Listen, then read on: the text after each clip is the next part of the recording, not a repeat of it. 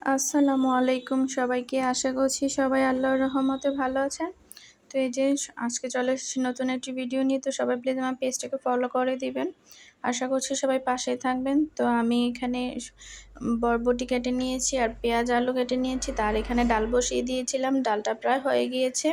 তো এখানে ধনিয়া পাতা কাঁচামরিচ দিয়ে দিয়েছি আর এখন ডালটাকে আমি তেলে দিয়ে নেব। এখানে আমি 3-4টে রসুন থেতো করে নিয়ে তারপর দিয়ে দিলাম। আর রসুনটা কেটে দিতে ওইরকম ভালো লাগে না, তাই রসুনটা আমি একটু থেতো করে কেটে দেই, তাহলে একটু ফ্লেভারটাও ভালো হয়।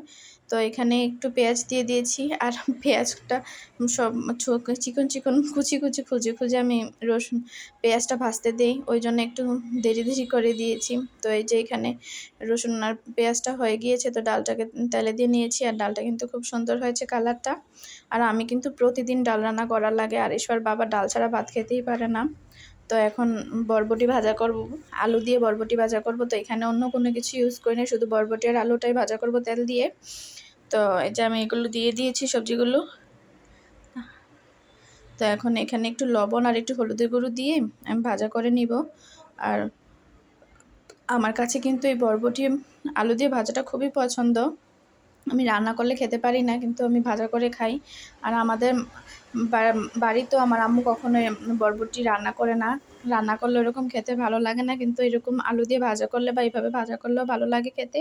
তা আমিও সবসময় ভাজা করেই খাই। তো এই যে বরবটি ভাজাটা হয়ে গিয়েছে আর কালারটা কিন্তু কেমন যে হয়ে গিয়েছে, কিন্তু খেতে খুব ভালো হয়েছে। তো সবাই প্লিজ আমার পেজটাকে ফলো করবেন, আশা করছি সবাই পাশেই থাকবে। তো বরবটি ভাজা হয়ে গিয়েছে আর এখন ডাল দিয়ে একটু শুটকি রান্না করব। আর এই গরমে কিন্তু প্রতিদিন মাছ মুরগি খেতে ভালো লাগে না, তো এই জন্য কিছু দিন মাছ খেয়েছি, ওই কারণে আজকে একেবারে ডাল আর ভাজা আর একটু শুটকি বোনা করছি। ওইরকম বেশি ভারী খাবারও খেতে ভালো লাগে না, তো এই জন্য আজকে খুব নর্মাল খাবার রান্না করলাম। তো এগুলি ভালো হয়েছে খেতে। তো এখানে আমি ডালটা পেঁয়াজের সাথে দিয়ে হলুদ লবণ দিয়ে একটু ভাজা করে নিয়েছি। তো একটু মরিচের গুঁড়ো আর একটু ধনিয়া গুঁড়ো দিয়ে আমি শুটকি দিয়ে ডালটা রান্না করব। তো সবাই প্লিজ আমার পেজটাকে ফলো করবেন, আশা করছি সবাই পাশে থাকবেন। তো এই যে ধনিয়া গুঁড়োটা দিয়ে দিয়েছি। তো এখন এটাকে নাড়িয়ে একটু কষিয়ে নিয়ে একটু ঝোল দিয়ে তারপর ভালো করে আবার একটু কষিয়ে নিব। আর ডালটাকে কিন্তু আমি প্রথমে একটু ভিজিয়ে রেখেছিলাম। তো সবাই প্লিজ আমার পেজটাকে ফলো করবেন, আশা করছি সবাই পাশে থাকবেন। তো এখন একটু ঝোল দিয়ে দিচ্ছি ডালটাতে, তো দিয়ে কষিয়ে নিব ভালো করে মশলাগুলোর সাথে। আর আমি এখানে কিন্তু শুটকিটাও প্রথমে ভেজে নিয়েছি। আর আরিশা কিন্তু এরকম শুটকি বোনা ডাল দিয়ে রান্না করা খুব পছন্দ করে। তো এখানে আমি কিন্তু শুটকিটাও দিয়ে দিয়েছি আর একটা টমেটো কেটে দিয়েছি। তো রান্নাটা প্রায় হয়ে গিয়েছে, ডালটাও প্রায় সিদ্ধ হয়ে এসেছে।